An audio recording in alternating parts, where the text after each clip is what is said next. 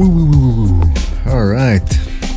Welcome everybody to another BDA Boxing Podcast, a very special midweek podcast because...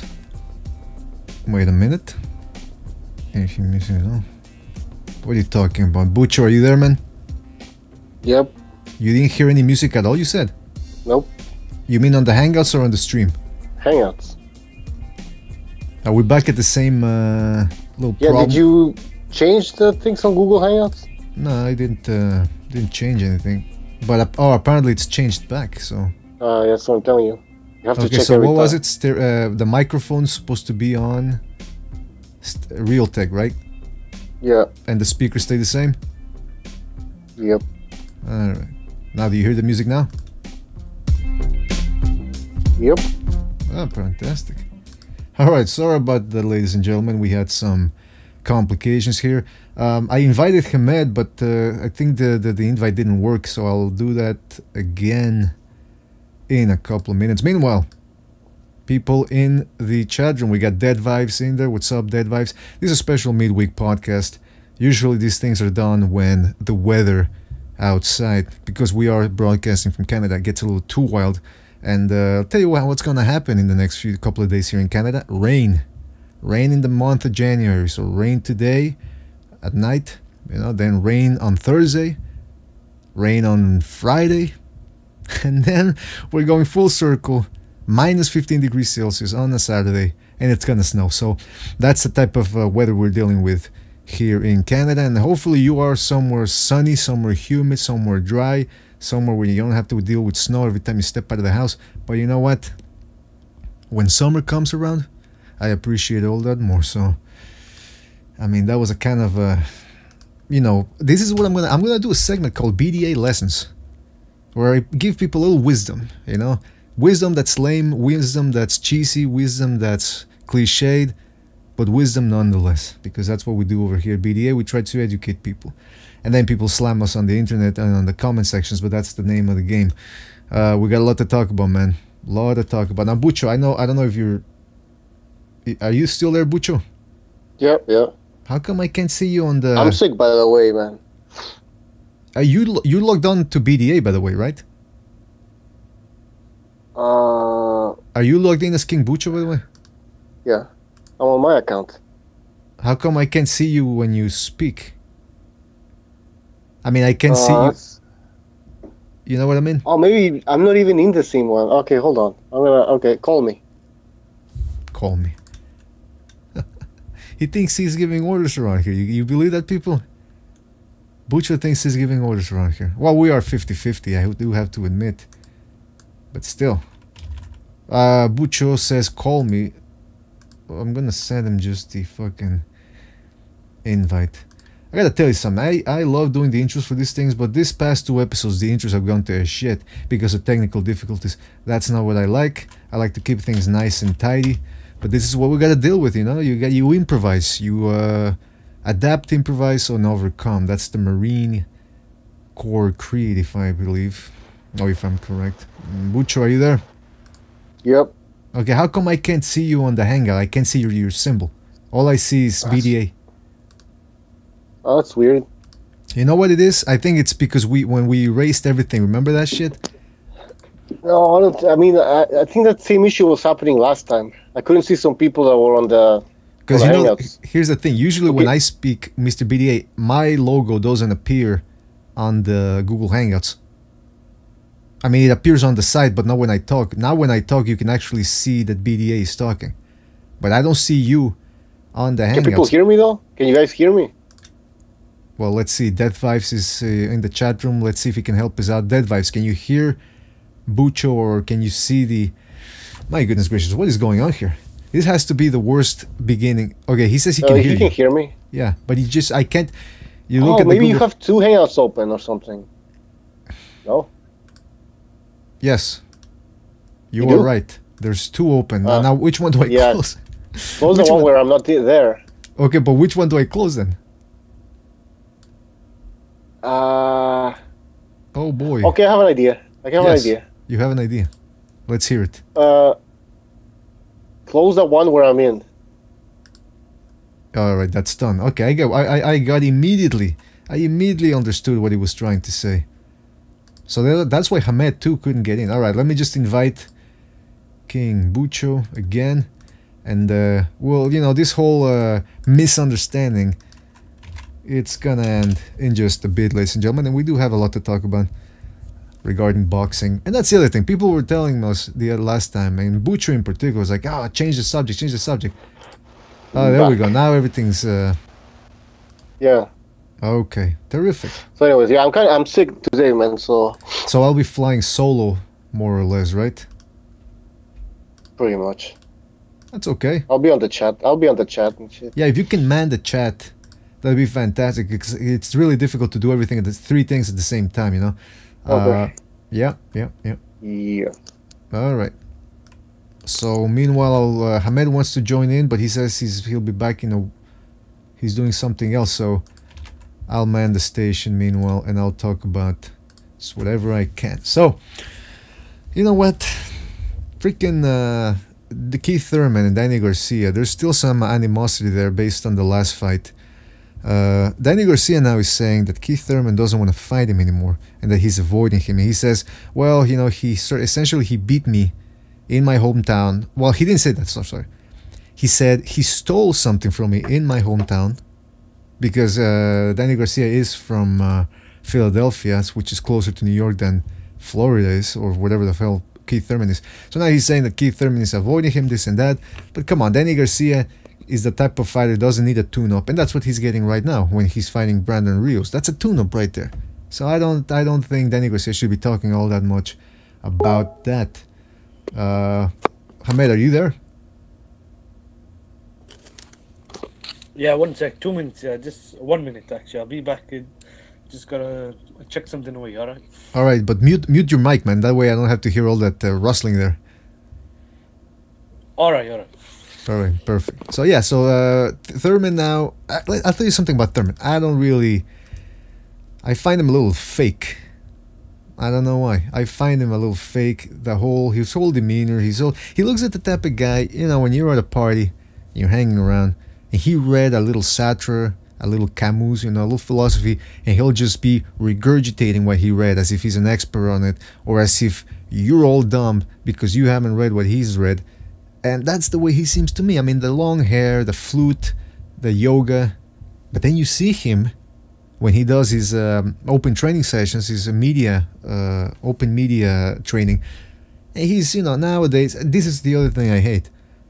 Guys hitting the bag during their open media workout and talking at the same time, like Floyd Mayweather. See, that's the thing. Everybody loves to talk about, well, everybody, fans for the most part, like to talk about how Mayweather sucks, this and that, but he really did he's creating a whole new generation of wannabes that are copycats, man. They copy everything he does. Another example of copying what he does is, and I might be wrong on this, you correct me if I'm wrong, but the Mayweather used to wear, I think he started around circa 2013, he started wearing those Grand gloves with like shiny chrome color, both on the trunks and on the gloves. And I think even the shoes. And then afterwards you saw other people doing it. You saw Canelo doing it. You saw Ruslan Lara doing it. You saw Klitschko doing it. So some people might say, well, maybe that was just the way it had something to do with Grant. Maybe that's what Grant was up to. Nah, I think it was people saw what Mayweather did. People saw the money that Mayweather was making, and they thought, oh, if I copy everything he does. And that's the other thing now. But nowadays people copying that whole hitting the bag and talking to the press while you're doing it. I like Thurman's style. He's one of my most entertaining fighters to watch because he does bring it. He tries to knock people out. He's not out there trying to get a decision. Although I understand he did run the last run against Danny Garcia when he could have closed the show in empathic fashion. And that's the other thing. When people say, well, why would he risk it? Why would he risk in the last round? Okay, I'm not saying he should go all out and slug. But what I'm saying is don't run. Because first of all, the Danny Garcia... Did Thurman try to knock out Garcia during the whole fight? Yeah. No, he didn't. All right, Butcher, I thought you were sick and you were going to take it a little easier today, man. I'm sick, but right away you're in there debating. It's lies, man. It's lies. Let me tell you something, Butcher. The way he sits down on his shots, he's trying to knock people out. Even you can see when he misses. He wasn't sitting. He was jabbing. He was just jabbing and circling. That's all he did. Because Garcia is so basic. That's how I know you didn't watch the fight. You know, he don't. That's Keith Thurman doesn't jab, first of all, so I don't know what fight you were watching. Ask the people, man. I will ask the people. Ask the masses. I will ask the masses, and they will agree with me, Mr. BDA. I don't think he wasn't trying to knock him out. All right, well, listen. He was for sure trying to knock out Sean Porter. Okay. But he wasn't trying to knock Danny Garcia out. All right, fine. I get what you're saying. You disagree. I'll, rewatch the fight and you'll see what I'm talking about. He's putting a lot into his shots. He's trying to do some damage, man. It wasn't true. I think Steve Kim tweeted today something about, like, Thurman, like, the ceiling, like, Crawford hasn't reached his full potential. Like, he hasn't reached his ceiling, right? Mm-hmm. But Thurman has. Okay, I get what you're saying. I agree with that. I think that makes sense. Yeah, I would agree with that. I would agree with that. But I would disagree with the thing you said about Thurman not trying to knock Garcia. He tries to knock everybody out when he counters, every time he punches with full force. He's not a jabber. Ask Hamed what he thinks. All right, Hamed, I don't know if you were listening to what we were saying. I was just listening. I caught the end of it. Well, what was that again? Yeah, go ahead.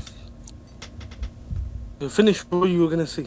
Well, my contention is that Thurman did try to knock Garcia out because he tries to knock everybody out every time he throws a punch because he puts everything into it. And Buccio disagrees. He says no, he didn't try to knock Garcia out. Oh, he tried in the first round, but I think once he realized in the first round I thought he hurt Garcia, but I think once he realized that he couldn't really knock him out or drop him. Mm-hmm. I think he kind of started running. Yeah, I think against Porter, he was throwing with more damage, but I'm not too sure if that was just a clash of styles because Porter was running at him. I think exactly what you said. It was a clash of styles. Porter was going at him, Garcia was trying to counter. So it was like it became more of a boxing match against Garcia. But he did try to knock him out especially the first 3 rounds. After that, he sort of set back and started boxing a little bit more, but that doesn't change the fact that he was loading up on shots and trying to really do some damage against Garcia. The thing that I criticize Thurman for, though, however, is that last round where he ran. I don't know about you, Hamed, but I didn't think, especially against Garcia, who has had the benefit of the doubt go to him in close fights. So I think that was a mistake from Thurman. Yeah, I rewatched that fight. It wasn't really a good fight, but he started running from the 10th or 11th round. I think, I don't know how that one judge gave that to Garcia. When I watched it live, I thought it was probably Thurman 8-4, 7-5. When I rewatched it, I think a couple of weeks after the fight, it wasn't a good fight, but I thought Thurman clearly won 8 or 9 rounds. I gave Thurman, excuse me. I gave Thurman when I rewatched it, I think 9. I thought you could give him 10, but maybe that's a bit too wide. I thought Thurman clearly won about 9 rounds. I think Garcia won the last maybe 12th and maybe won, I think, the 10th something. But after about 7 or 8, Thurman was outboxed. It's just, I don't know why he started running. You should never do that. It's a very dangerous tactic to do that. Well, he was, man, especially, like I said, against Garcia, who's had the decisions go to him where maybe they really shouldn't have. So this whole strategy of taking it easy in the last round is really a mistake from these boxers. And again, I go back to Floyd Mayweather. He did that against Castillo. He did that against, I believe he did that against Maidana in the first fight. He starts running. I mean, you're just asking to get robbed, man. Yeah, he done it in the second fight with Maidana, I think. Yeah. I can't remember the Castillo fight. I've never really watched the second one. And the first one, I don't think he was running. He was losing that fight, arguably down the stretch. So he done it against Maidana and he done it against Guerrero, I think. But even then, you should never do that. That's a very dangerous tactic. You could only do that if you won, say, 11 rounds or 10 rounds clearly, and you dominated the guy, and you just want to run around. But even then, I rate someone who's trying to close out the show. But obviously, you got to be careful. Like when Taylor fought Froch, that was dangerous. Like in the 12th round, he was winning. He should have done it, but he chose to try and fight, and he got knocked out. Well, that's the thing. I mean, it depends on the context. I'm not asking guys to go out there and slug it out in the last round when they have a fight won, but do try to. For example, they were talking about that Billy Joe. I don't know if you listen to the Joe Rogan podcast, but they were talking about Billy Joe Saunders' win over Lemieux, and they were mocking Jim Lampley for asking Roy Jones why Billy Joe Saunders wasn't trying to close the show in the last round. Now, that fight makes sense not to close the show too aggressively at the end because he was facing a very, very dangerous puncher. But what I'm saying is, and I hope you agree with me on this, that don't run and just, because some guys, they'll just run, and then in the last 10 seconds, they throw their arms up. That looks bad, man. I mean, at least try to jab or a little 1-2 here, clinch, and you know what I mean? But just all out running, that looks bad, like you said. I think Saunders could do that. He wasn't good from the fan point of view, but I think that might have been the right tactic. Against Lemieux was very heavy, and I mean all Saunders had to give him was one chance. I think I've seen something similar to Froch against Abraham. Not saying Froch was running, but in the last round, Abraham caught him with a good shot, and Froch had won 11 rounds. I mean, all it takes is one punch. So you got to be careful. If you're confident enough to stand there and mix it up in that round, even though you've got the fight won, because you never know what the judges have, then you want to take that gamble. But it's very risky. I think Saunders did the right thing. The only thing I'd say is he kind of started running a bit early in the fight, like from the 8th or 7th round. When he already had won enough rounds, I'd say. But I don't know if that was his tactic. The way he was fighting, he was kind of running around. Well, like I said, big puncher Lemieux. You're not supposed to take a chance against him. But he did what he had to. Billy Joe Saunders, he won that fight. And it's a small point we're arguing, because at the end of the day, what's important is getting the win. But then again, it could turn into a big point if, like you said, it's a closer fight than... I mean, like you said, at least if you're winning 11 rounds, or you're sure that you won 11 out of 12 rounds, then maybe you could just do that in the run. But you never know with these judges, man. It's a subjective type of sport, and when the judges see what they want to see, we've seen bad decisions. So yeah, I mean, look at Martinez and Chavez Jr. I don't think Martinez did anything wrong in that 12th, 11th round. I think Chavez, it was just more caught to do him. with Chavez. Chavez just caught him, and Chavez implemented his game plan, cut off the ring, and he just got to him. Finally got to him. But what I was gonna say was, down the stretch in the 9th or 8th round, Martinez was putting some beating on him, and that was taking a lot out of Martinez's legs, and because he could have just took it easy from the 9th or 10th round, and just played it safe. But that was the risk going down the stretch, because he kind of committed so much and trying to knock Chavez out, and hurt him and put some damage on him. It took a lot out of him, because I don't think he was the same after that fight. And then in the last round, Chavez almost knocked him out. So you got to be careful.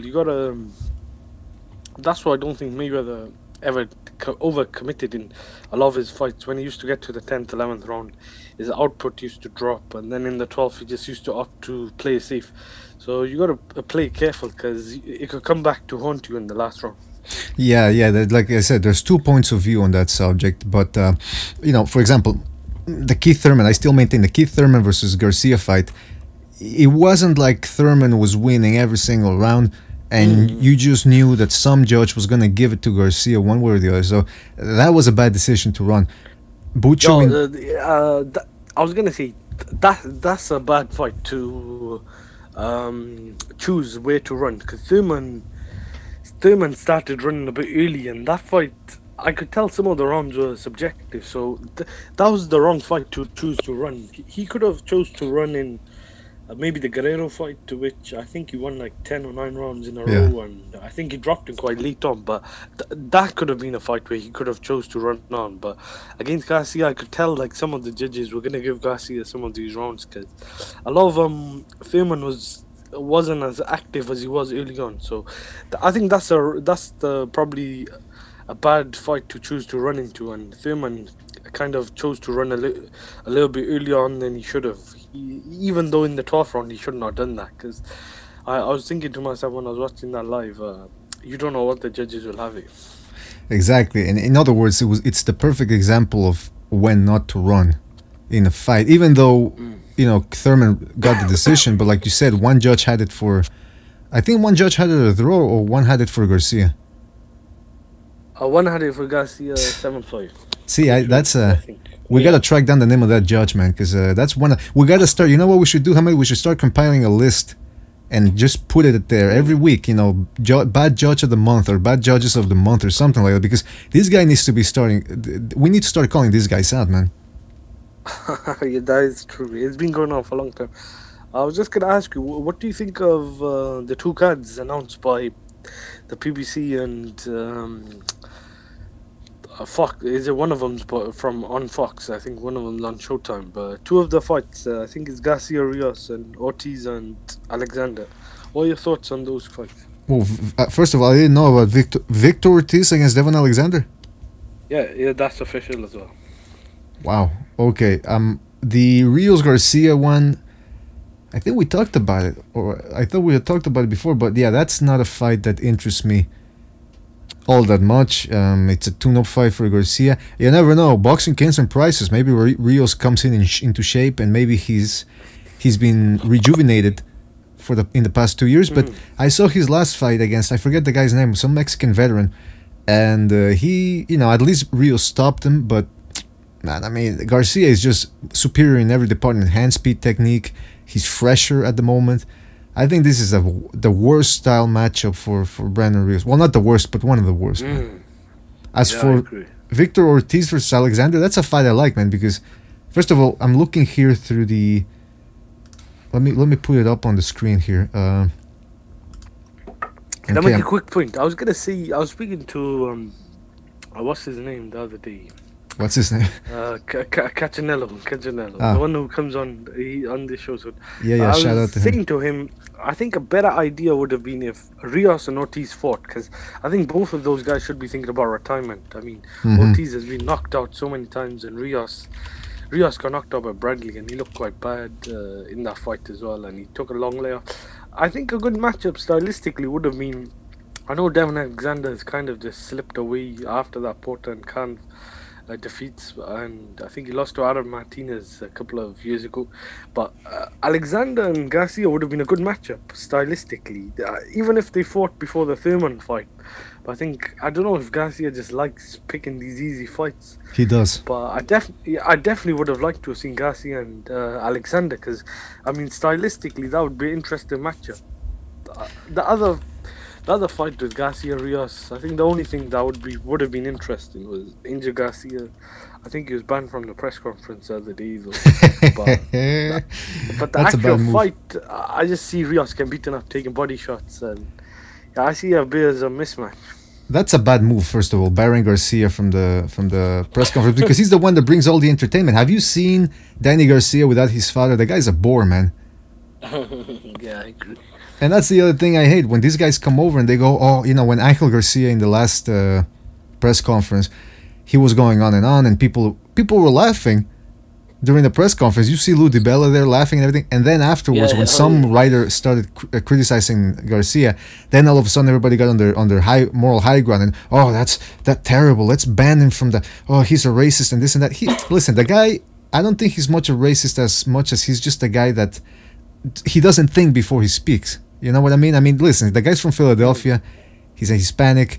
He hangs around with everybody. I've seen him, so I don't think he's a racist. He's just, Oh, you've seen him? You've seen him in the flesh? No. Alright, I thought you said you've seen him, as in you've seen him like outside, like. No. In person as well. No, but I've seen the videos where he's hanging around. Peoples of all races, all colors, all creeds.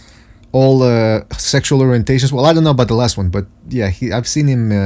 I guess I've seen him with various people. But I wanted to ask you, Hamed, Victor Ortiz. I'm looking at his record. Okay. Can I say something? But these cards are not on the same. These fights are not on the same card. It wouldn't have been better if both these matchups were on the same card. I mean, why put one in Vegas? I mean, that is very odd. I mean, Garcia Rios in Mandalay Bay, Vegas. Yeah, that's a good point. Odd move. And then you got Alexander and Ortiz, I think, in Texas or something. I don't know. This is just typical PBC matchmaking. I mean, if you put them together on the same night, even though I'd prefer to have seen the matchups, I said Rios Ortiz would have been a very good fight. On even as a main event or chief support card. Then you got Garcia and Alexander, whatever way around. But to not make those fights and then put them on separate shows and those locations is very odd, and it don't add up really. Well, that's the BDA. I mean, the BDA. That's the PBC promotional package you get, meaning no promotion at all. You're right. Listen, first of all, it's taking place February 17th. I don't know when the Garcia Rios fight was. I know you said it was officially announced. What was it? A couple of weeks ago? A couple of days ago, I think. Okay, but before that, I think the fighters already knew they were going to be fighting. But even then, it's in about a month to fight. Same thing with Alexander versus Ortiz. So, I mean, are these guys getting just a month in advance, or are they training on the regular? I hope so, man. Because if not, it seems like pretty tight schedule for them. I don't know. And the other thing, they must have known in advance, and they must be training in light training before the fight.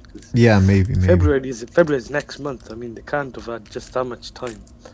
Well, I think I've seen some videos of Alexander had a fight in December or something, so he's been active recently. I think I've seen a couple of videos of his trainer Kevin Cunningham putting some videos on Twitter of him training, and Garcia, I think, has been in the gym as well. As for Rios, I'm not too sure, and Ortiz as well. Those two, I'm not too sure what they've been doing in the last couple of months. Well, let me tell you what they've been doing with their career. Ortiz, since losing against Berto, we're talking 2016. He lost against Berto in 2016 in the rematch.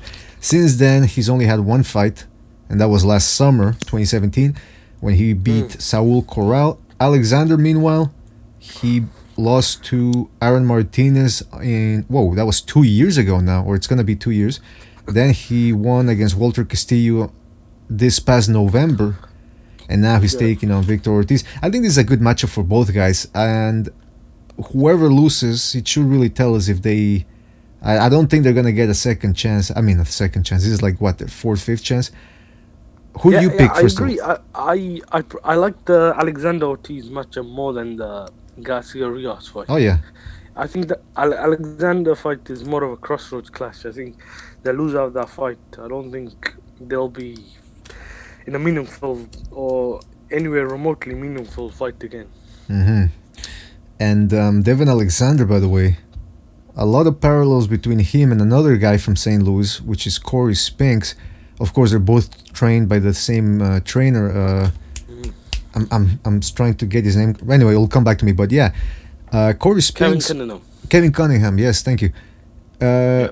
This guy Spinks was a crack addict at some point after, or during the late stages of his career. He became a crack addict, which is kind of sad considering his father also had that sinister path with drugs. And then Devin Alexander admitted that he too was dabbling in narcotics into his career, so that maybe had answers why his career started stalling, or maybe his career started stalling and then he went towards the narcotics. I mean, I don't know, it's a chicken or the egg type question here, but like you said, man, this is a good matchup, and I wanted to ask you, who do you favor in this one?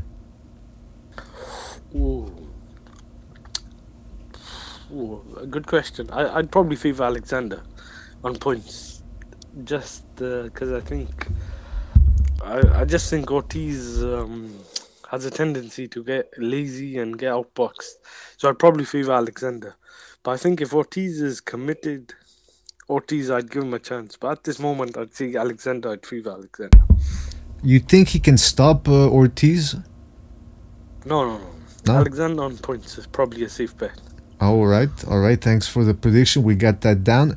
I want to shout out to Death Vibes, who's in the chat room, B Prob KR, Omar Ali, Raider Jack, Foul Pole Boxing, Wrestler 222. Shout out to you guys. And remember, if you want to join us, you can call us via Google Hangouts at boxingdebate@hotmail.com. That's boxingdebate@hotmail.com. We send you a link. I mean, you send us your email first so we can send you the invite, and then you can join us here via the Google Hangouts. I gotta tell you something. Since you're from the UK, Hamed, I've always thought that Amir Khan's win over Devon Alexander was underrated for some reason. I mean, I don't really see people giving Khan too much credit for the way he beat Devon Alexander. That's a good question and a very good point. I'd say it was a bit of both. It's a bit underrated, but I'd also say, I don't know if I thought Alexander was a bit undermotivated, or the way he was fighting. I don't think Alexander, his game plan was way off. I think the way he tried to outbox Khan. So if Alexander really put it on Khan and tried knocking him out, I think we could have seen a different fight, and we definitely could have seen Alexander put a bit more effort in. But my stand on it, I'd give Khan a lot of credit for how he won. He won 11 or 12 rounds, clearly. And I don't think anyone has done that to Alexander. I mean, look at the names: Matias, Maidana, Porter. But I was going to come back to Porter. I think Porter was the guy who kind of ruined him. I mean, Porter, even though that was a kind of a competitive fight, Porter, I think, won 8 or 9 rounds, and he beat him up, and he cut him up. But Porter, I think, took a lot out of Alexander. I don't think Alexander has been the same since that fight. Yeah, that's a good point, man. Well, I mean, actually, I'm thinking about it. The Porter fight was a really sloppy fight. I didn't see Alexander taking that much damage in that one. I think the fight, I don't know. I'd love to read an article of why he became a crackhead. I mean, did he become a crackhead and then his career started slowing down, or did his career slow down and then that led to the crack? I mean, I don't know. You ever smoked crack before, by the way? No. Oh, okay. I think it was he got addicted to some sort of painkiller or something. I don't think it was crack. Well, you say painkillers, I'll just say crack, you know. We're talking about Alexander. Yeah. Yeah, I don't think Alexander, I think he got addicted onto some sort of painkiller. I'll have to recheck that. I'm not too sure. All right. I hope people don't start calling me a racist because I said crack. It doesn't have anything to do with the fact that he's black. I just assume that since it's okay. Yeah, people in the you ever smoke crack? No. Well, I'm curious if Hamed has ever smoked crack. I like asking people questions about their experience with narcotics. But you know, Hamed, you made a good point about how nobody's really outboxed Devon Alexander that way. Matias used his strength and his power punching, which, I mean, first of all, Matias should have gotten the decision against that Alexander. was a bad decision. Yeah, but you know what? It's also interesting about how Khan really, who has outboxed him. The only one who's ever had a decision win over Khan was Lamont Peterson, and even that fight, you could make the argument that Khan won it. So I think that was a close fight. I think the referee kind of ruined it, but even that fight, Peterson, he wasn't really boxing him. He was fighting him, and he was drawing him into a fight. And I thought that was a really good fight. I would have liked to have seen the rematch for that, but there's a lot of controversy involved in that fight with the referee, arguably with the decision, and then with Peterson failing or testing positive for, I can't remember, one of the drugs. Yeah, if we had Victor here, he would tell us. Now, you just brought up an interesting point, because Lamont Peterson did have I think it was some sort of form of testosterone. They did that. He had high testosterone, higher than average, and so that's how they found out. And also they said that he had injected some form of like a testosterone pill into his body, and that the testosterone would release into his system gradually, and so that's the way he did it. And apparently, for the people that don't know, Lamont Peterson injected that testosterone pill into one of his butt cheeks. So if I'm Errol Spence, I send somebody over to the locker room before the fight to check his ass cheeks, because you don't want to be fighting a guy with a fucking testosterone pill into his ass, man. But then again, who's gonna volunteer for that, right? Yeah. Is that true? I've never heard of that. I heard he didn't inject himself, but... Well, not himself, I mean. I'm pretty sure he didn't do it himself, but let me look it up, all right? Let me look it up. Lamont Peterson, testosterone ass. Let's see. And where is Butcho? Butcho's sick right now. I think he's just taking it easy and hanging out in the chat room. Okay, it would have been interesting if he knew something about this. No, he doesn't know shit. Okay, so Lamont Peterson admits to pellets, says the article. Let me just put it up so people can see it. You know what? I should get rid of this blue filter that I got on the screen. I don't think people can read what's on. Can you read what's on the screen, Hamed? Oh. I mean, I'm not. Can you read out loud? But do you see the letters properly, or should I? You gotta zoom in a bit more, maybe a bit more. You know, I'll make it bigger. There we go. I could read it, but I gotta get close to the screen at the moment. Well, I'll read it. I'll read. I wasn't asking you to read it out loud, but I mean, I was just wondering if you could actually. Okay. Yeah, I can see it now clearly. Yeah. So it's an article by Dan Rayfield, who some people refer to as Fat Dan, and it says the rematch between unified junior welterweight Lamont Peterson has been up in the air. Peterson tested positive for a substance. That was back when Keith Kaiser was Nevada State Athletic Commissioner. Mark Goodman, who I thought was. Yeah. So that was for the rematch, anyway. Oh yeah. But they don't seem to mention anything about testosterone pellets in the ass. So that's what I want to find out. I want to read about the testosterone pellets in the ass. Maybe if I take away. That's a bit too graphic, but I don't know if I don't know if anyone would write that go into that much detail about it. Well, what are people saying in the chat? I can't see the chat at the moment. Oh, you can't see it? Yeah, you got Google up at the moment. I can't do both things at the same time. Well, listen, just take my word for it. That's what I heard. And okay. No, but that's what I heard, man. I mean, okay, so let's go back to the Amir Khan and all that. Amir Khan, nobody's really decisioning him. Either you knock him out, or he's gonna probably decision you, right? Yeah. What about Mayweather? If Mayweather fought Khan? But that's where I was going with it. You read my mind. What I mean? Well, I'll ask you first. What do you think? We talk about that a lot. In work, I've mentioned that many times, and other people have mentioned. I'm not too sure. I think Mayweather would probably mix it up. I don't think anyone would just outbox him. I think with Khan I don't think Khan hits as hard as someone like Mayweather. And Mayweather, when he boxes, he has enough power.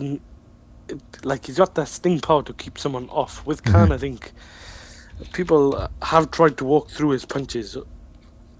I think Mayweather would probably mix it up. I think Mayweather would probably have knocked him out if they fought. The one that fought Conor McGregor, I mean, some of those shots, I mean, it's only Conor McGregor, I know that, but even the Mayweather that fought Victor Ortiz, Maidana, those guys took some big shots, and some of these guys have never been stopped. Maidana, I don't think Guerrero had been stopped prior to that fight.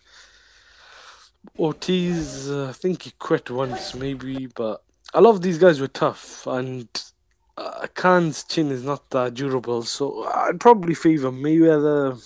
If it was in the UK, I think it'd be very interesting. But I'd still favour Mayweather. I don't know, I think Khan makes too many mistakes. I think if Khan was a bit more disciplined and just... well, let me ask you this. What version of Mayweather are we talking about? Like, what year Mayweather? Someone said Algieri. Algieri almost beat him by decision. That was a close fight, you know. Algieri, I thought Khan won 7-5, arguably 8-4. I had the 7-5. I think you can make an argument for Algieri getting a draw. I don't think Algieri won, but Algieri hurt him. He didn't really outbox him. He was just landing some good flashy shots, and Khan was getting buzzed. So I don't know if you'd say maybe you could win a decision against Khan, but boxing him is a bit different. Yeah. But so which version of Mayweather are you talking about against Khan? I'd say this: the best chance Khan would have had against Mayweather was when he beat Judah. He had a lot of momentum at that time. He had beaten Maidana the year before. He had beaten some very good fighters. I mean, Paul Malnaji Kotelnik. schooled him. Kotelnik, he beat Judah in very good fashion.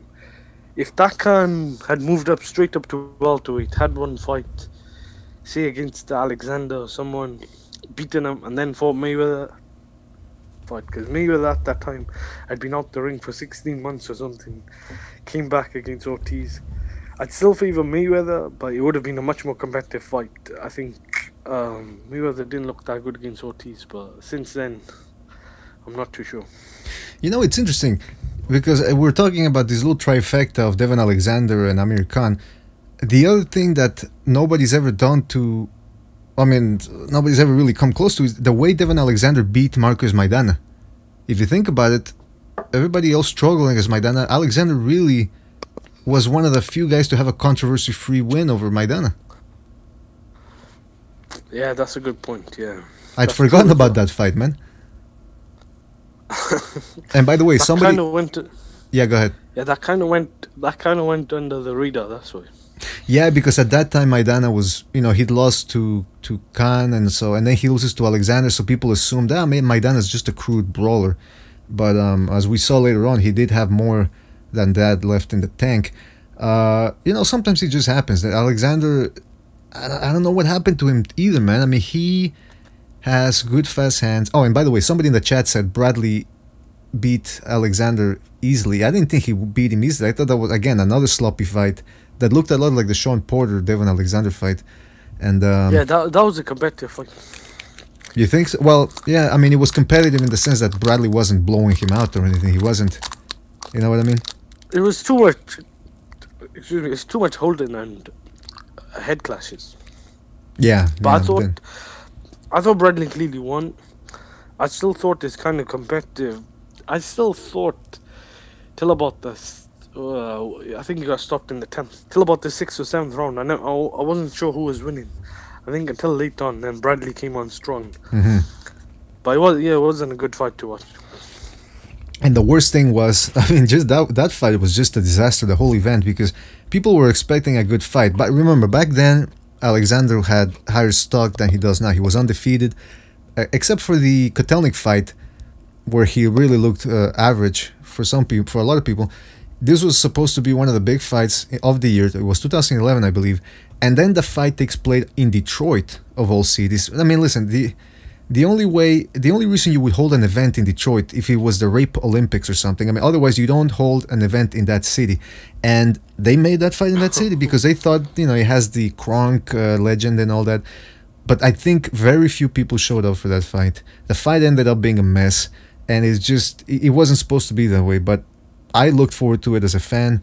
But again, just in hindsight, my goodness gracious, they did a horrific job. Now, oh yeah, I wanted to ask you, since we're talking about sloppy fights, what do you think about if Bradley, I'm talking 2013 Bradley, would have fought Sean Porter? Good fight. I'd probably favour Bradley. I think Sean Porter, very good fighter, effective, but he doesn't land enough clean punches. I think Bradley is the guy who does the cleaner work, so I'd probably favour Bradley. In his prime, Bradley, close decision. You think Bradley hits harder than Porter? I think Bradley hits cleaner. Okay. Well, if you look at the guys that Bradley has fought, he's managed to keep off a lot of them, and he's managed to beat some very good fighters. I mean, Peterson, Alexander. I mean, what he done to Alexander. I mean, what he done to Peterson was very underrated. What you said, Khan done to Alexander was underrated. What Bradley done to Peterson, he kind of shut him out and dropped him. And this was when I think Peterson had just given Mayweather hell in Sparring as well, like a year before or something. So Bradley has got some very good wins on his record that I don't think people remember as much. Like the Peterson win on his record was very good, and the Alexander one, even though that fight wasn't that good. Yeah, because Bradley definitely did. The only guy he couldn't beat was Pacquiao. Everybody else, man, Devon Alexander, Kendall Holt, you know, Lamont Peterson, Juan Manuel Marquez, Jesse Vargas. I mean, there was no controversy there. The only guy he couldn't beat was an all-time great Manny Pacquiao. Other than that, I mean, listen, take Pacquiao out of the equation in a parallel universe. Let's say Pacquiao never existed. Bradley, man, at one point he could have been the number one welterweight in the world. Yeah, Bradley was very good. I would have liked to have seen Bradley and Keith Thurman. Now, that's a fight. I'm not too sure who wins. I'd favour Bradley a long time ago when Thurman was up and coming, but clash of styles with Thurman with speed, I'm not too sure. I think that would have been a very good fight. Man, people really hate Thurman. Most people, I mean, they don't give him. There's a lot of people out there that don't think highly of him. In fact, Hamed, a lot of people think when they talk about Errol Spence, they're talking about Errol Spence versus Crawford, like bypassing Thurman as if it's a known fact that Spence already beat Thurman. You know what I mean? Yeah, I agree. I kind of get it. I think Thurman, people have lost interest with him. I think he's just been too inactive in the last couple of years. And I think that has probably affected his marquee outside the ring. By the way, do you since we're talking about Timothy Bradley and Sean Porter, who are similar fighters, you remember Kareem Mayfield? Oh yeah. I heard something about him there recently. I think that's where you were probably going. No, I was gonna bring up the sparring that he used to do with Manny Pacquiao. But yeah, I think his brother recently died or something, right? Yeah. He allegedly got murdered. I'm not too sure what happened, but I seen an article on BoxingScene.com. He looked very similar to Sean Porter. I used to get mixed up between him and Porter. But what were the stories of the sparring session? Because I've heard a lot of stuff from Mayfield, and a lot of it I heard wasn't true. Well, I read that Porter and Mayfield were sparring Pacquiao in the same training camp. So imagine how confusing that must have been, those two guys in the same camp. But I got a clip here of Pacquiao sparring Mayfield. Mayfield is the one. Yeah, do you want to put that up? Yeah, I'm putting that up now. I've never seen it. And Mayfield is the one with the black shoes on. Okay, yeah. With the darker, because this is all blue, so. Let me just move the screen a little bit here. Okay, Mayfield with the white gloves in it. Yeah, the white gloves, that's a better description, yeah. And you can tell, I mean, it's just a 3-minute clip, but you can tell that Mayfield is doing a good job of counter. I know it's just sparring, by the way, it's not a real fight, and Mayfield ended up, he wasn't as good as people thought he was going to be, but here he looks like a world-class fighter, man. I mean, he looks like a top, yeah. What year is this from? I think, I mean, it was posted in 2012. Have you heard that Pacquiao sent Porter home a couple of times in sparring? He beat him up so badly. So I was just wondering if this is around the same time. Because, I mean, if Mayfield did stand up to him, then maybe Mayfield, some of those things you were saying in sparring might have been true. So you're saying Pacquiao got the best of Porter so bad that they had to send him home? Yeah, but this is from 2009 or 10. I'm not too sure. Oh, okay. Well, I'm not too sure what year this one's from. This could have been a couple of years later. Yeah, I don't know when it was filmed.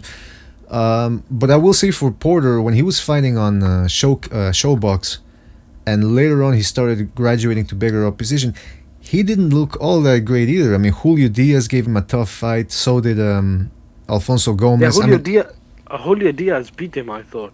I thought Julio Diaz beat him more convincingly than Kell Brook beat him. I thought the Kell Brook fight could have been a draw.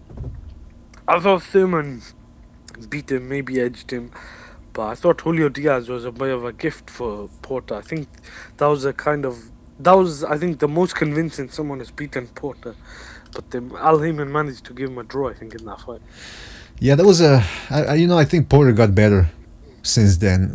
I think that was different, completely different. Porter was out of shape. I don't think he was training as hard. I think he, just by looking at the rematches, he became a different fighter. I don't think I've seen the rematch before. Yeah, and I don't think there's anything wrong with struggling against Julio Diaz and against Alfonso Gomez. I mean, those guys are very, very tough and they're skilled. I mean, yeah, I mean, look at the Khan and Julio Diaz fight. Exactly. Yeah. That shows. Now, the other thing about Kareem Mayfield, we were talking while watching that clip, but you saw that Kareem Mayfield was able to hit Pacquiao with a couple of overhand right hands, and then after that he didn't land anything else. Pacquiao just took it away. So that's why you see Kareem Mayfield didn't really, or why he didn't really make it as a top 10 guy, because he just, it takes a lot more than an overhand right. You got to mix it up in there, and again, that was just sparring, but it gives you a little taste of things. But Kareem Mayfield was a tough guy. He did beat Mauricio Herrera convincingly, which isn't something easy to do. So I don't know what happened with Mayfield. Yeah, I mean, that was only sparring. I just seen, but he looked quite good. I think he beat Steve Forbes and he beat Mauricio Herrera, and he looked quite good. He was a good prospect, but I'm not too sure if it's just his lack of discipline. But I would have liked to have seen him fight Danny Garcia instead of Solka. That would have been a good matchup, I think. We got Nicola Ferrari in the chat room. Shout out to him. What else is there? First of all, let's get into some news, man, and then maybe we'll. Oh, first of all, I forgot. I wanted to ask you. You talked about Chavez Martinez. We were talking about that. Do you think Chavez Jr. gets another shot in about maybe this year or maybe next year? No. You think he's run out of lives? Yeah, I completely forgot about him. Good. That's the way it should be. Because, I mean, listen, this is a tough business. There's hundreds of guys, thousands, I would say, of boxers who are very good and who want to make it on TV, whether it's on Bounce TV or HBO. Take your pick, but just being on television is a big deal for these guys. And there's not enough TV dates for everybody. So when you get a guy like Chavez Jr., who trains in his living room, as Steve Kim used to say, and who's, chooses not to train certain days because he's tired, I mean, that just to me is disrespectful. And I didn't even want to see the Canelo fight. I told people, I said, listen, this fight is a waste of time. Canelo, despite the size disadvantage, in terms of height, I should say, he's going to school him. And most people knew it already. I wasn't saying anything new. So Chavez Jr., don't want to see him in there. Yeah, I agree. That fight. Can you get into the news and notes? Because I was just going to check if I could get someone else on here as well to join us. Just wanted to check if they're available. Who's available? Anybody? Yeah, a couple of people on Twitter. I was gonna say, fucking Chavez Jr. He's very active on Instagram, and then like he posts this fucking garbage content, like he's like next to a Christmas tree, or like he's going to the movies or some shit. It's like, and then you read the comments, and all the comments are like just bashing him. So like, man, this guy should just close his account, because what the hell is he doing, man? He's just getting insulted. Yeah, I mean, listen, it's he grew up, I think, having a little too much. He's like AJ in The Sopranos, he's got certain good qualities, but they just don't shine because he's been spoiled, man. And at least his other brother, the other Omar Chavez, he's looked decent. He tried making it as well, but it's just the Chavez. You know what I disliked about Chavez was that Chavez Jr. Julio Chavez Jr. was that, okay, against Martinez he tried late in the fight, but for a couple of rounds, or the middle rounds, he really was scared of Martinez, and he was just moving, backing away, wiggling his hips a little bit, like, clowning around. Okay, he gets beat by Fonfara, quits, doesn't even try, and then starts making excuses. Then he goes up against Canelo, and that fight, again, he was scared of Canelo after he tasted his power, but contrary to the Martinez fight, he never even tried afterwards. So I don't want to. And then he's tested positive for certain substances. He's gotten a bunch of bad decisions, which isn't really his fault. But again, closer fights against guys that he should have beaten easily. Now it's over with him. It's over. He had enough chances. Hamed, sorry, what were you saying about inviting people? Like, I think Hamed had to take a little break here. But yeah. If anybody wants to join us, you can do so by contacting us on Google Hangouts. Call us on Google Hangouts via the email address that's on the top of the screen. That's boxingdebate@hotmail.com. Send us your email. We send you an invite, and boom, you're in. Easy as pie. And we're not going to hurt you. We're not going to scream at you. We're pretty nice, right, Hamed? I think he's gone. No, he's still there. I think he said he had to Yeah, go he's for a taking a walk. break. But anyway, yeah, I was talking about Chavez Jr. Listen, I'm not asking you to play a kamikaze. I'm not asking you to go to play cowboy. I'm not asking for any cowboy bullshit.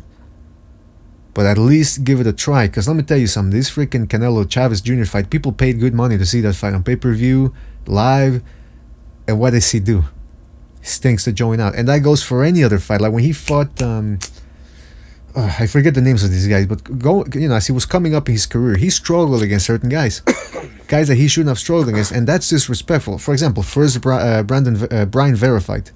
Brian Vera, yeah. The first Brian Vera fight, and then he starts people are booing him. He starts making excuses like he's the one that's upset that people are angry at him. Well, motherfucker, people are paying good money to see you fight, and you don't even show up in shape against... I mean, no, it's disrespectful. I actually thought Chavez was gonna present a better... Whoa, I'm hearing myself. Can you hear my echo? No, I don't hear anything other than your voice. Oh, I was hearing myself talk. Sound like a fucking I think it's the cold that's leprechaun. getting to you. The fever is starting to hit in. hallucinate. I'm trying to hallucinate. Anyways, I thought Chavez was gonna present. Like, I knew he was gonna lose, but I thought he was gonna... Like, this was this was the fight that was gonna... what's the word? Redemption? He's gonna redeem himself, basically, from his whole fucking trashy career. Sounds like he's gonna actually do something, He's gonna lose, but he's gonna give it his all. This was worse than the Martinez fight. And at some point, remember, Canelo was actually on the ropes, and he was telling Chavez to go, come on, bring it, let's exchange, let's give the fans a show. Mm-hmm. He didn't want to even do that. No. It's pathetic. It really is, man. It really, I mean... He should go into hiding, man. Okay, well, now you're exaggerating. He's on Instagram posting pictures, and then all these comments are fucking funny. They're all just making fun of him. And he keeps on posting. I don't know what the hell's going on with this guy. Well, I mean, listen, I think you're exaggerating about him going underground. All I ask is that he stops boxing, or that he doesn't get televised fights, because I don't want to see him on TV. It's hard enough getting TV dates. This guy does not deserve a TV date. Yeah. What are your thoughts on Khan and Eddie Hearn joining together? Well, you tell me. You're from England, man. All I know is what I read on the headline.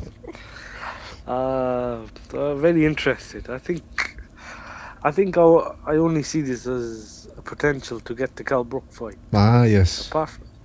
Apart from that, I don't see any other reason why he joined. Well, it's a good enough reason to get that Kell Brook fight. I'm still very interested in that fight. Really? Mm-hmm. I'm not too sure. I got to see how they both look. I mean, Brook could be damaged goods. I mean, Brook is the one I think we really need to see if his face could hold up. I think Khan... I would have liked to have seen Khan fight if he is going to come back. I like to see him fight a welterweight, someone legitimate before he fights Brook. So someone like Porter or Thurman. Whoa. Even a Garcia rematch. I just like to see a competitive fight, because I'm not too sure. Same for Brook. I wouldn't mind seeing Brook in a competitive fight at 154. Mm-hmm. I think if they're just gonna fight nobodies and then fight each other, I mean, it's very hard to read into like that fight. I don't think. I think it's just a cash out then. I think if they both maybe could fight someone and one of them or both of them could get a belt or two, I think the fight could get what it was once. Because I think I don't think it's the fight it was a couple of years ago. Well, it really isn't, but... And Kell Brook looks like in his interviews, because he was here in Montreal, remember, when for the Tyson Fury, with for the Saunders Lemieux fight. Mm-hmm. Kell Brook traveled with Saunders and Fury, and they were interviewing Brook, and he just looks like dejected. This is the word, like without a soul. Like he just looks empty, man. He doesn't have any hunger for boxing. He looked. Maybe it was the flight that fucked him up or something, but I don't know, man. He just looks broken, like a broken man. But Brook said he's thinking of retiring. Oh, really? That makes sense then. I mean, Kell Brook and David A, I think, are the two that I'm not too sure whose injury will last. One's faces, I'm not too sure how much time he's got left, and I think Hayes' whole body is just collapsing. So I think Hayes said also he's thinking of retiring, but that was really interesting. I never knew Brook was planning on retiring in 2018. Yeah, I didn't know that either, man. But here's what I would say these two guys should do. They should fight some tune-ups on the same card. You know, make it somebody decent, but nobody that's really gonna beat them, or anybody, not somebody that has a 50% chance of beating them. That should be a nice little event, and then they fight each other after that. So you know, we get to see how they look with tune-ups. I mean, Khan, he still hasn't announced his next opponent, so we'll have to wait and see who he fights. But I think the guy that Brook is fighting is a decent opponent. Mm-hmm. All right, I think Nicholas Ferrari is about to leave, I think. So if you're about to leave, Nicola, take care. Thanks for watching. I think he has to hit the hay, as they say. He says he's in Italy and it's 12:35 a.m. over there. Oh, p.m.? No, a.m. So he's got to go to bed, yeah. Hamed, man, let's put it this way, man. The Kell Brook Khan fight would make a lot of money. Perhaps the second biggest fight behind anything Anthony Joshua would put out over there in England. That's the fight that makes sense. And that's why Khan, I mean, yeah, that's the only reason why I would see Khan with Eddie Hearn, right? So that fight's going to happen. I don't know. I do understand why people want to see it, and kind of me still wants to see it. I wouldn't pay pay-per-view for it now. I don't think it's the fight it was, but I'm kind of more interested in Brook at 154 than. Ah, Jesus.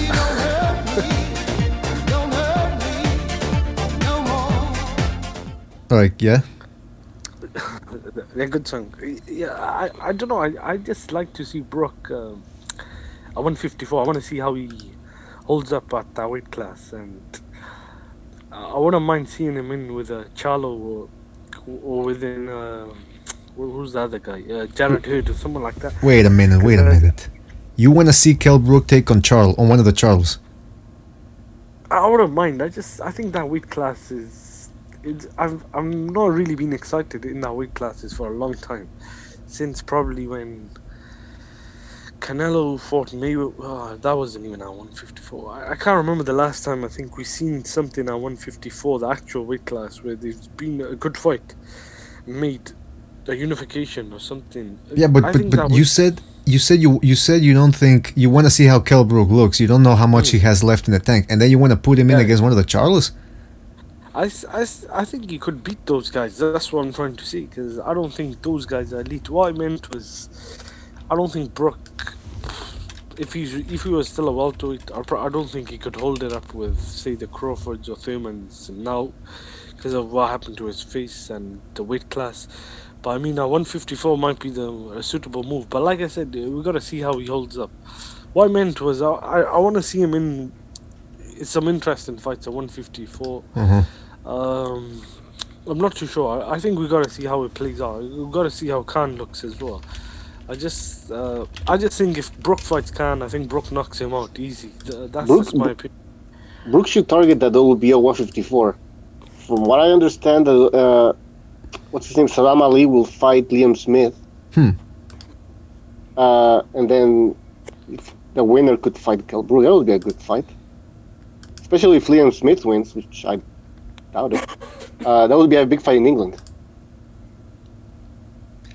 Yeah, people in the chat room are saying that would be a good fight, Brook Ali. I agree, because they're essentially they're welterweights that just recently would move up to 154. But I'm looking at Jermell Charlo here. First of all, Jermell, that's the one that's still at 154.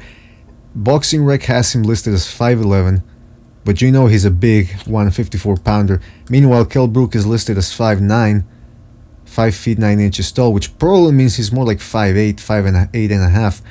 That's a bad matchup, man. I would not put Brook in there against Charlo, especially not in the first fight. I just went to BoxRec and they have. No, Brook. Brook's fighting Rabchenko in his first fight, and if I rewatched the Brook Spence fight, I think Brook looked kind of good. I mean, it's just Spence was on a different level. Obviously, in the end, that told. And Brook's face, I don't know if it's the weight as well that played a part, but I'm not too sure at 154 if you got an Errol Spence. I mean, the Charlos, are they really better than Spence? I don't think so. I think Heard is a bit of a big guy for that weight class, so I'm not too sure how long he'll be there, but a lot of those guys aren't tested. I think Spence was tested in that fight, and Brook has been tested. Obviously, we got to see how he plays out in his first fight back, but I definitely like to see him fight. I don't know, one of those guys in that weight class. Or even Saddam Ali, I think that'd be a good fight. Or Liam Smith. I think they're gonna fight each other. That's what do they call it? That's like did Saddam Ali win a title against Cotto, by the way? Yeah, the WBO. Ah, okay. So that explains why he would be fighting against Liam Smith. Yeah, okay, then that fight makes sense in a way. But I wanted to ask you guys, if Brook does fight, do you think he has what it I mean, first of all, is he staying at 154, or he can't make 147 anymore, right? I doubt it. By the way, this was me. He shouldn't. This was me not knowing where the hell I was going with the next subject, so I'm just stalling. I don't know what the fuck. You guys go ahead. Move on. The fuck Kell Brook, man. I mean, this guy. I mean, like Hamed said, let's see him against a top opponent, and then you can sell us Amir Khan fight. Exactly. Okay, yeah, that's true. Can I say something? Who have you got more interest in seeing Brook fight next, or Khan? That's a good question. Khan is a celebrity now. Khan is a celebrity. He's big time. I have more interest in Brook as well, so that's why I thought to bring him up, because I mean, Khan, what is he really gonna do? Even at 147. Well, first of all, you never liked Khan. No, I don't. I was a fan once upon a time. I don't really like him, but I wouldn't say I'm a hater. I don't hate him. I'm still a fan. I still rate him as a boxer. I don't think his chin has helped him in the past, but I just think his lifestyle outside the ring has affected him a lot. And what is his lifestyle? Some of the decisions, I think, the lack of discipline, not listening to, I think, people like Freddie Roach, and some of the guys are close to him. I think some of the way he's handled himself as a professional as well, I think he could have been a bit more professional. And didn't he allegedly watch his wife bang Anthony Joshua? Like, he's into that type of stuff, allegedly? Yeah, I was going to go into that. His private life as well, he hasn't really covered it up. So, I think he hasn't been a professional. Who has the bigger mountain to climb? No, I would say Kell Brook because of injuries. Brook, definitely Brook. Yeah. Brook, I don't think he achieved as much as... I think Khan has achieved a good level of success. I think Brook really just beat Sean Porter, and he really... Even though I rated the way he fought against Golovkin, and I thought he done quite good against Spence after 9 rounds, but I just don't think he's really done anything apart from that Porter fight. And I'm not too sure what's left in the tank right now. Yeah, that seems to be the general consensus. Luis 14 is asking in the chat room, saying, "Wait, what? Joshua banged whose wife?" That's true, right, Hamed? Like, it's been documented now that Joshua banged Khan's wife. I'm not too sure if it's true. Probably have to get Hassan on here to. I think he probably knows. Yeah, where is Hassan, by the way? He should be here right now to tell us everything about it. Have you got his email address? He's a gossip correspondent. He's what? He's a gossip correspondent. Yeah, he's BDA's gossip correspondent. He's up to date with everything. He has contacts everywhere. So if anybody... Luis 14 is asking if there's a video. No, there's no video as far as I know.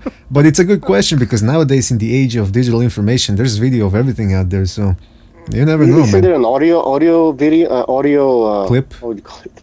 Like recording. A clip? I don't know. I think you just hear grunts. You see a huge grunt. You know what I heard? I heard that Joshua he's into this type of stuff where he hangs women upside down and then uses their tits as like a speedboat. So I don't know if that's what I heard. It's probably bullshit, right? Hey, what's the fight this weekend? Yeah, thanks for answering my question there, Bucha. You just plow right through everything I say, man. What's that sound? I think that's Ahmed eating. Ahmed, are you eating snacks? I just got some Skittles. Skittles. Yeah, sorry. Are you Yeah, eating the sour Skittles or you normal Skittles? Red ones. Yeah, no. Regular ones. You gotta go regular. I can't work without them as well. So Oh, okay. I've always got a packet with. I was gonna see. What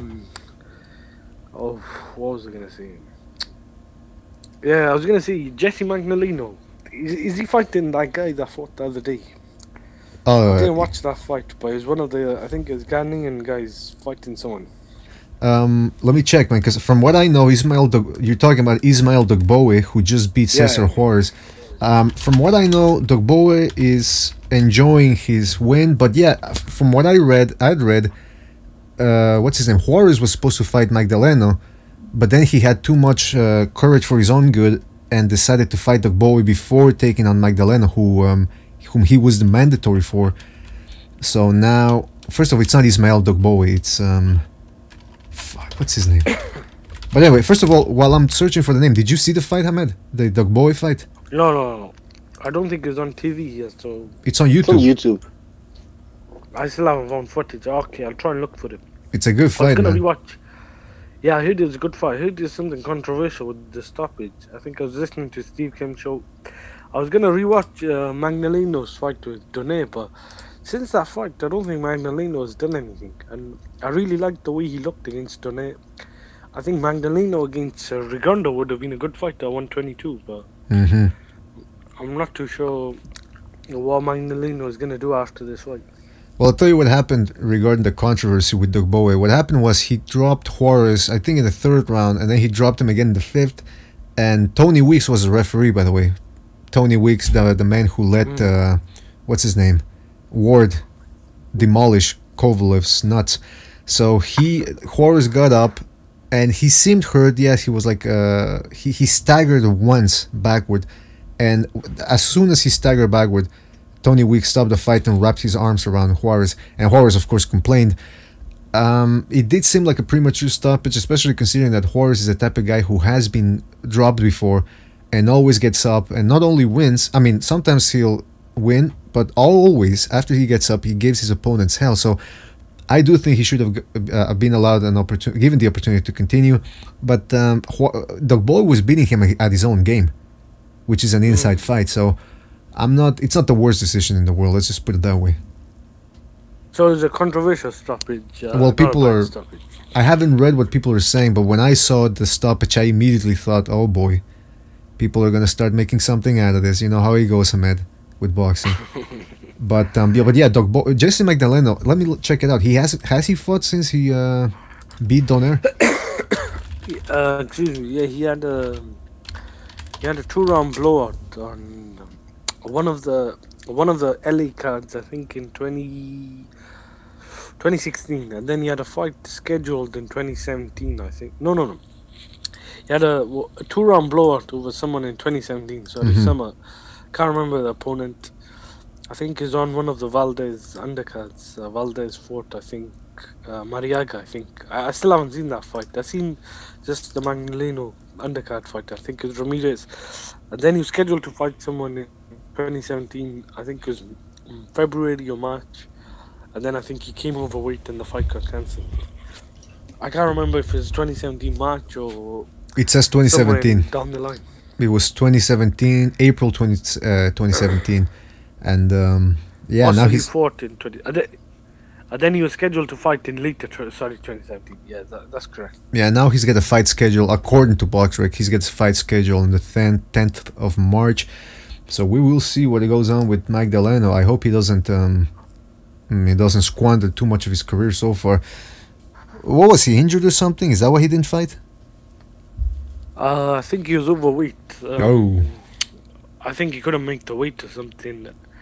and I think he got injured at the same time. A very good fighter. I'd definitely like to see more of him. Anywhere between 122 and 126. Yeah, same here, man. I like his style. He's a quick-handed guy, not too what's the word I'm looking for? Conservative with his output. You know, he tries to make it interesting in there.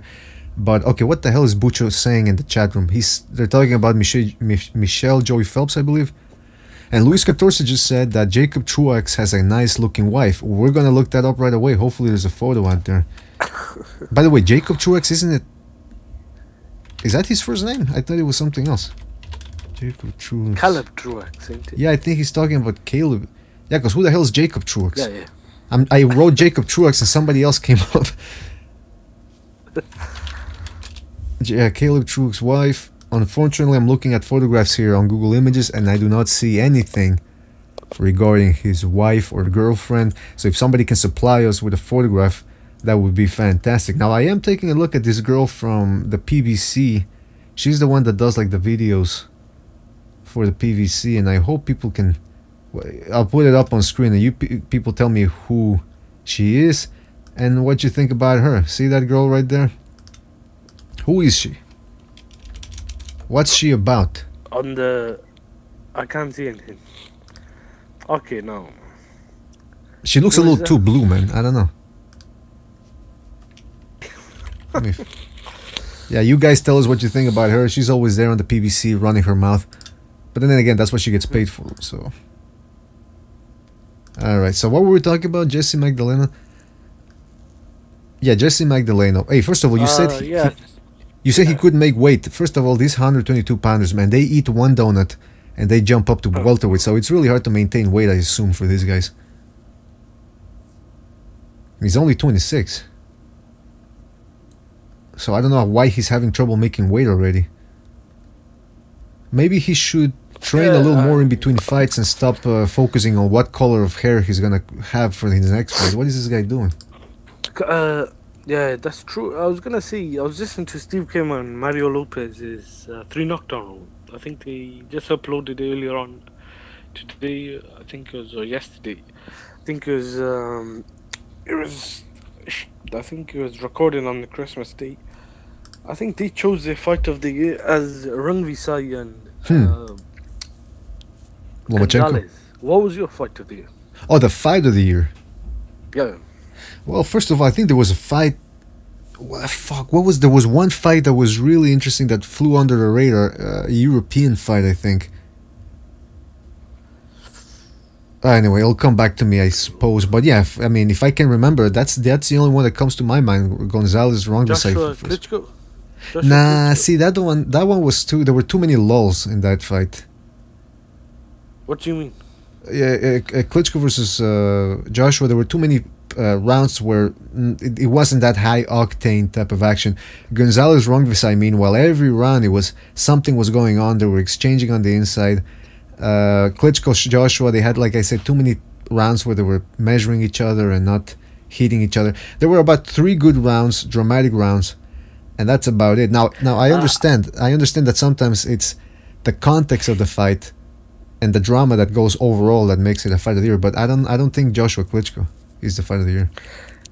For me, I'd probably give it to Joshua Klitschko. Really? I think I understand why people are saying Rungvisai and Gonzalez. When I rewatched it, I never knew it was that good of a fight. The only thing I'd say was that fight was so controversial. I mean, that fight is that controversial with the headbutts and the decision as well. Like, I didn't think Rungvisai won. I don't think it was the worst decision. I think definitely could argue for a draw. I think if you had to choose, I'd probably say Gonzalez should have nicked it by a point, him being the champion. But I thought Joshua Klitschko got it. I never really looked into that too much. Like, that was a very good point. I think Rungvisai and Gonzalez for 36 minutes was probably one of the best fights, I think, of the year. I mean, he had a knockdown. I mean, that overshadowed the Golovkin-Jacobs fight that night as well. But I think the drama and the actual fight of Joshua Klitschko, I just probably gets my vote because I've never seen a heavyweight fight that good for a very long time. I don't think I've seen in my lifetime that good of a fight, a heavyweight fight. Really? Yeah, I think probably the last one was probably Riddick Bowe and Holyfield, but I don't think I was old enough to even remember that. I was probably like 1 or 2 years old, so Joshua Klitschko would probably get my vote. I mean, Wait, sorry. I blacked out there for 3 seconds. Which fight did you say you were 3 years old when it happened? Holyfield and Riddick Bowe. Oh yeah, that was a long time ago. Yeah, that's a long time. I don't think I've seen a better heavyweight fight since that fight. And I mean, that shows how good it was. But I think the Rungvisai fight was a really good fight. I think it's subjective. Yeah, it it's depends subjective. what you prefer. I think it's just the Joshua Klitschko fight because it had so many moments where.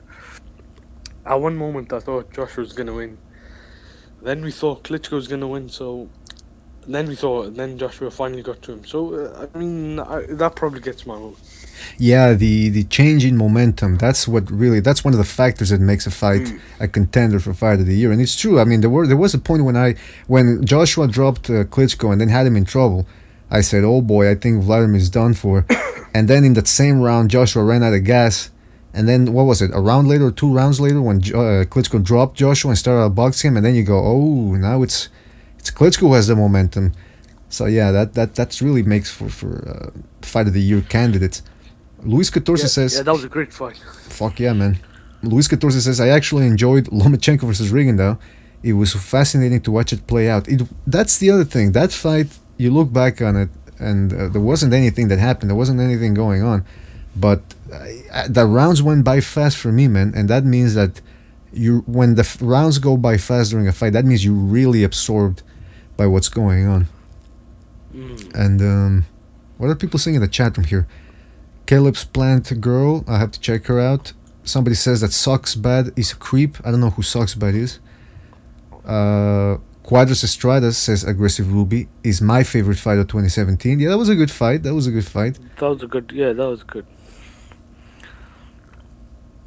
I wanted to ask you, Hamed, because I was watching Sky News yesterday. I don't normally check that out, but I was just watching a stream, and I'm watching it without the sound on. I'm doing something else, and then I see Joshua on screen, and they're talking about him against Joseph Parker. What's going on here? Is he going to take on Joseph Parker, or is he going to take on Pulev? That fight will happen. Excuse me. I phoned in on Steve Kim's show. What is it today? Wednesday. I phoned in on Monday, and I think Steve Kim was saying that fight will happen.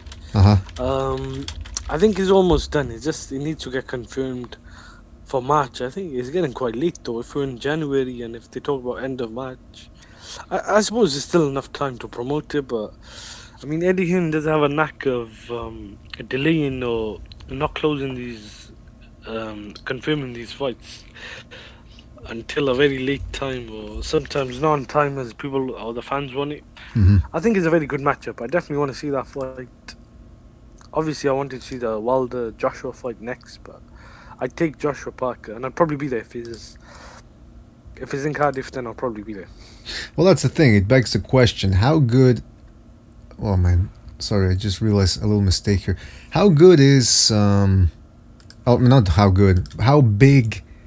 In terms of hype or celebrity status does Joshua have? Because I know he's a big name, but I mean, when you watch TV over there, I don't know if you watch a lot of TV, but do you see him? Is he on commercials or is he on TV shows and stuff like that? Do they talk about him on a mainstream level over in the UK? He's growing. I don't think he's mainstream. I don't think he's on Khan's level in terms of globally. I don't think he's as well known outside of UK or Europe as much as as big as he could be, but he's definitely growing. He's probably the biggest name in the UK right now, I'd say. He's definitely the he's definitely the most I'd say the most probably the biggest sports star in the UK right now, growing. He's grown into the biggest sports star. I think he's probably up there with a couple of other tennis players and maybe a couple of soccer players, but he's growing. He's on par to become a big superstar, and I think if he gets this fight with Parker and then he goes on to fight Deontay Wilder, I think his profile will only grow. Before we continue on that subject, I just want to say shout out to Dead Vibes, who had to call it a day. I think he went to sleep. So shout out to Dead Vibes. Thank you for being on. Thank you for joining us. And thank you for listening, I should say. So yeah, you're saying he's a big name. Now, the reason why I bring this up, I'm not counting his money and anything like that, but I'm going to tell you why I'm bringing the whole question up is because I read that if he does take on Parker, supposedly Joshua has a quota of $17 million, and they said dollars, they didn't say pounds, so I don't know how many pounds that was, but that means $17 million other than Canelo against a big name, and there really aren't any big names out there for him. Who else can be making 17 million in the boxing world? I mean, this guy's a bona fide box office attraction. Superstar. Yeah, he's a superstar. I seen that as well. I was very surprised at how much Parker will be getting paid. I mean, the purse for that fight is staggering. I never knew how big that fight is. So that's a really big fight. I think Parker is getting a good deal. I think it's the right move for him and his team to take this fight next as well. Cachnello, give me my fight, is in the chat room. Shout out to Cachnello. And I gotta ask him, he said something about low plays before in one of the comments for one of the videos, so maybe after Precise Puncher and low plays get their little bet done, which by the way I want to remind people that Bucho made a video about that bet that Precise and low plays are going to be taking on. We're very excited about that. The winner, they're betting on Garcia versus Dorticos, and the winner has to praise, the loser, I'm getting all wrong, the loser has to praise the other guy in their own YouTube channel, because Precise Puncher and Low Plays do have a YouTube channel. Check that out. They both make very good videos, very entertaining and educational, so check those out. But yeah, those gotta do it. Now Cachanello giving my fight says fuck Low Plays. I don't understand. Low Plays really gets people winded, man. Yeah, I haven't seen that video that Butcher posted. What's that about? Because I think I commented on it. It's about the bet that Precise Puncher and Low Plays have going on. Okay, alright. It's about that fight. I called into Steve Kim's show and we were talking about that fight on the next round with Gabriel Montoya. I mean, even when we were talking about that fight, they were even split, so I mean, I'm not too sure if this is the right fight to bet on. Like, if I was a betting man, I would have want to bet on this fight. I'm not too sure who's going to win this fight. I said 50-50 last time. Since I called in, I think someone uploaded the video of not Garcia, Dorticos getting knocked out in the amateurs, looking all out, but I'm not too sure if Garcia could beat him. I think if Dorticos does let his hands go, I think Gabriel Montoya made some very good points. If Dorticos does elect stand there and land a chin check him, I certainly think this fight could go either way. Anyone could knock anyone out in this fight. Well, that's an interesting thing. I stayed silent during most of the talk about Gassiev and Dorticos because I'm not that familiar with the cruiserweights, especially with Dorticos. I've only seen him fight twice. I mean, two of his fights. One of them being the Kudryashov fight. But from what I've seen, it seems to me that if Gassiev is going to beat him, he's going to have to beat him on work rate. I don't know if you would agree or disagree on that one. I agree, but I also think Gassiev has to use his boxing brain. I think Dorticos will probably just try and stand there and try and blow him out. And I think that's probably Dorticos' best bet, because I don't think we've seen Gassiev get tested. But if I'm Gassiev, I definitely want to take him deep, and I definitely want to back him up and use some of his boxing skills, because I think Gassiev is probably the more polished boxer and the more technically better and technically sound fighter and the more decorated amateur fighter out of the two. Actually, I'm not too sure. I think Gassiev is probably the more well-known amateur fighter out of the two, because I'm not too sure with Dorticos if he's done anything in the amateurs that's very well known, but I think Gassiev is definitely the more experienced fighter of I'd say of being on that level of not getting hurt or knocking people out, because I've seen some things, or I've read some things about Ortigas that are quite interesting, but I still, in the professional game, I think both of them, I think it's a 50-50 fight. I think it's a toss-up. Well, we will see what happens when they both take on each other. Now, the reason why I was bringing up the Anthony Joshua fight and how much he gets paid is because it does bring a good point. And Bucho made a very good point about this a bunch of weeks ago, that I believe Wilder's best payday, Deontay Wilder's best payday, was against, what's his name, Arreola. And it was about, what, 3 million or something like that. So you compare that to the amount of money that Joshua was making in the UK and the amount of people that he's packing into arenas and outdoor stadiums. I mean, this is a guy, like I said, bona fide box office star. So if Wilder and his handler, Al Heyman, want to get in on some of that action, they're going to have to make some concessions, because the only place where Wilder can sell out is in Alabama or in his living room. Other than that, he's not a star. And that's the shameful thing about Wilder, is that with his personality and with his punching power, he should be a bigger star in the United States. But they just, I don't know what, he's on the PBC promotional plan. What can I tell you?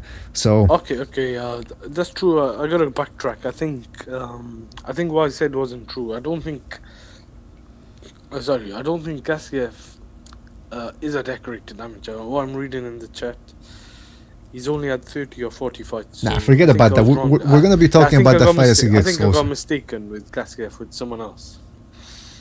Maybe you got confused with, what's the other guy? Brady's, yeah. Brady's, maybe, yeah.